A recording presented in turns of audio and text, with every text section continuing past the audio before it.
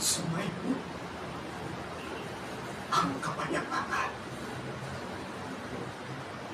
Ano ang iyong pinag-aralan? Ito ba'y sa pag-iisip? Sa nilalaman ng inyong puso.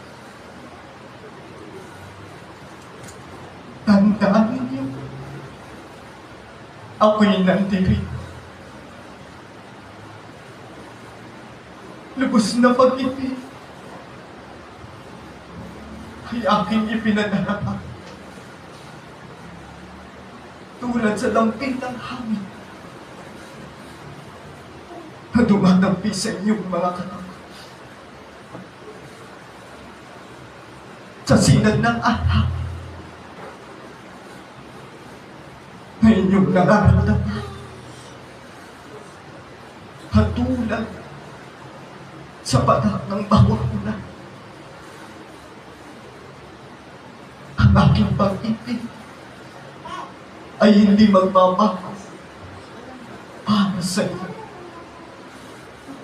Kayo'y tulad sa halaman. Kung gaano man kaganda ang inyong tinatamnan. Ngunit kung wala ang tubig, hindi kayo mabubuhay. Magsip ang mawas. Sa umagang ito, aking mga anak, ang pagpapala ng iyo ay lubos na pinagkakaloob sa bawat isa sa inyo. Hindi kayo nag-iisa. Kapiling ninyo ako.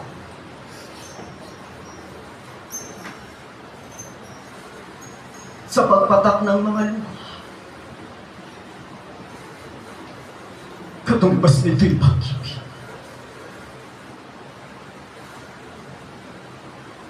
Sa bawat pagtitiis, katumbas nito'y buhay. Na sa bawat humahan, ako may napapakita. Hindi nyo na kailangan ng anumang kababalaghan. Kung ako'y tanggap ninyo sa inyong puso, hindi na kayo maghahanap nang nakikita lamang ng inyong mga mata.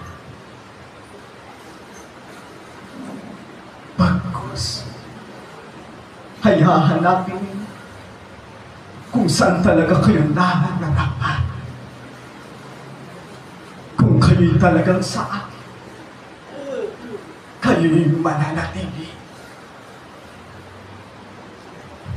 Ngunit, kung umaayon lamang kayo sa bawat ninyong nakikita, hindi kayo karapat-dapat sa akin. Sa simula pa lang, ibinigay ko na ang para sa tao. Ibinigay ang siyang nararapat. Ngunit matapos tanggapin, matapos makita, ay agad din nalilimutan. At ang nagiging dahilan ay ang pagtalikod at pagkakamit ng para lamang sa laman. Marami namang bagay ang inyong hinawakan, ang inyong nakamit, ang inyong napagtagumpayan. Ngunit tandaan ninyo, makamit nyo man ang lahat ng bagay dito sa sanlibutan. Kung kayo'y hindi tapat sa akin, baliwala ang mga bagay na yan. Makuha niyo man ang pinakamahalaga sa sanlibutan nito. Ngunit kung hindi niyo makukuha ang pagiging maayos, ang kanin na buhat sa akin, babagsak din kayo. Sinasabi ko ito sa inyo, mga anak, sapagkat ito'y panahon na upang pagsikapan ninyo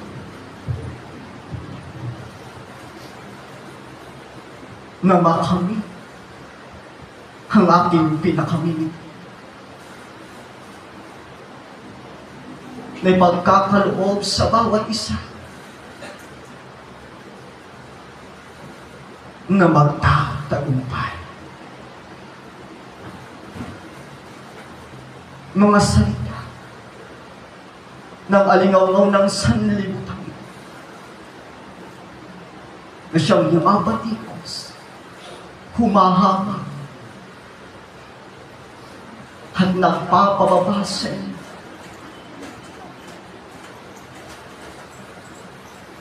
Ngunit tatandaan ninyo, ako ang nakaalam. Ako ang nakababati ng bawat ninyong iniisip, bawat nilalaman ng inyong puso.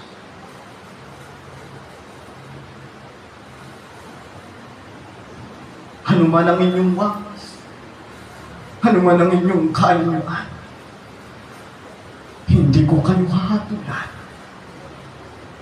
nang dahil lamang sa aking nakikita. Hahatulan ko ang bawat isa sa inyo ayon sa inyong mga gawa. Kung ito'y naayon sa aking kalooban, mapalad ka. Ngunit kung hindi ito naayon sa aking kalooban, ang pagtapos, ang pagmamahal, ay iyong kakamit sapagkat mararamdaman ang sakit na ipararanas sa bawat hindi makasusunod at sa bawat lumalaban. Ngunit mga sa aking pagdating, ito'y aking ipinaunawa na kayo'y magkaroon ng pagkakaisa, tulungan ang nangihina, aralan ang dapat aralan, bigyan ng nais bigyan, palakasin ang nais palakasin.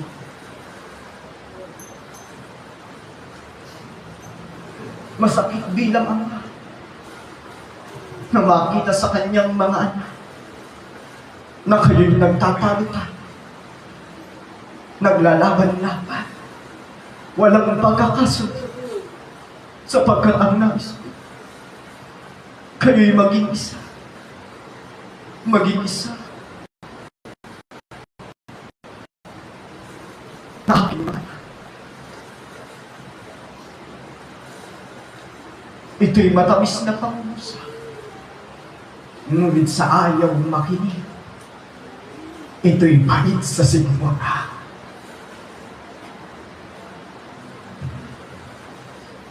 Mga anak,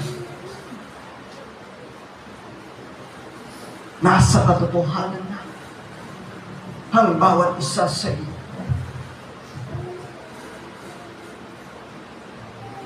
Nasa inyong mga sarili.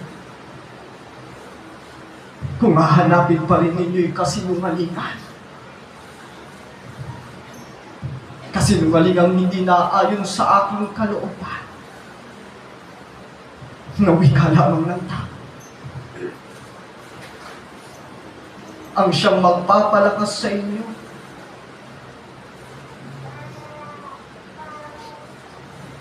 Hayang buhat sa akin ang aking turo at pangalan, ang siyang magbibigay sa inyo ng katatagan, na siyang magpapatibay sa inyong pananampalataya. Batid kong marami na ang inyong pinagdaanan. Mabigat man, humagaan. Ngunit nakita ko sa inyo na kahit kayo'y hirap, kahit kayo'y napapa, tanging ako lang ang inyong hinahatan.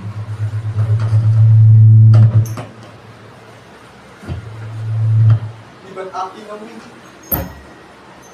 Ako'y sumasayo at kayo'y sumasa akin. Ang sumasa akin ay hindi na nagpapatangay sa sanlibutan ito.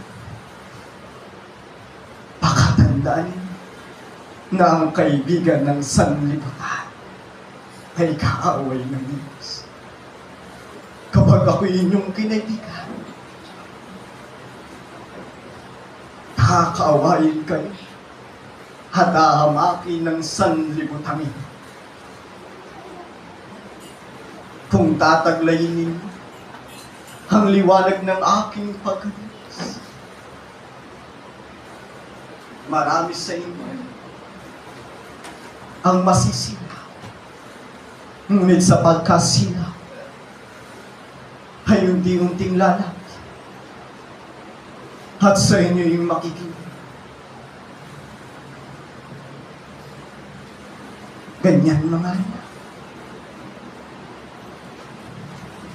Ang nais ko sa bawat isa sa inyo, maging totoo kayo sa inyong mga sarili. Tanggapin ninyo na kung dumarating sa inyo ang pagkatalo, huwag kayong magpumili na kayo'y tagumpay. Bagkus kayo'y magpakababa. Hariin ninyong kayo'y mangmang ng sanlibutan ito. Hariin ninyong kayo'y mga dukha, sa pagkatunay kayong mayaman sa akin. Ang bawat isa sa inyo ay magsikap. Pagdating ng takdang panahon, sa inyong paghanap sa akin, kayo may mangiti sa inyong mga labi at wala ang aktanis. Sa aking pagdating, umulan ng pag-asa. Ang bawat isa sa inyo ay tumanggap ng sapat na pag-ibig, isang kalinga ng isang ama, nawalay sa kanyang mga anak, na unti-unting binubuhay, ang minsan nang namatay. Kaya mga anak, ano pa ang inyong hahanap? Ano pa ang inyong pinakananagis? Kung ang mga bagay na ito inyo nang nakakamtan, nasa inyo ng mga palad, nasa inyo ng mga kamay, kayo na lamang sa inyong mga sarili, kung ito inyong pang papakawalan, at kung ito inyong pang pababaylakan, na maagang ng iba. Ang karunungang taglay ninyo ay higit sa karunungan ng iba, sapagkat ako mismo ang nagtuturo sa inyo ng mga bagay ito'y hindi katawis, kundi galing sa kataas-taasang Diyos na sa inyo'y ipinapapati. Pahalagahan ninyo ang bawat pagtitipon.